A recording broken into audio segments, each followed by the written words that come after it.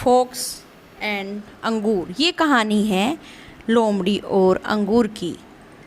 एक बार की बात है, एक घनी जंगल में एक लोमड़ी रहती थी।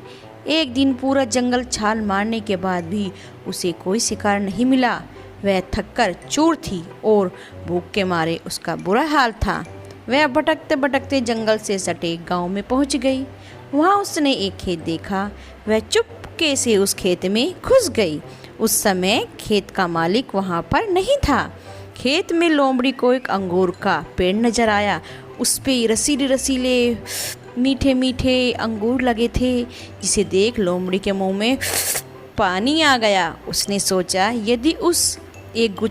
यदि अंगूर का एक गुच्छा मिल जाए तो उसकी भूख मिट जाए और उसके हृदय की भूख भी संतुष्ट हो जाए। वह अंगूर के गुच्छे पर उछली, लेकिन उस तक नहीं पहुंच पाई।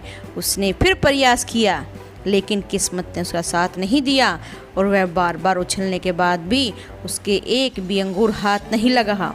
वह थक कर बैठ गई और वह अंगूरों की तरफ देखने लगी, मानो उसे लग रहा था जैसे कि अंगूर उसको चिढ़ा रहे हों। अंत में जब उसे अंगूर पाने का कोई रास्ता नहीं दिखा तो वह पलटी और वापस जाने लगी। पास में ही आम के पेड़ पर एक बंदर बैठा ये नज़ारा सब देख रहा था।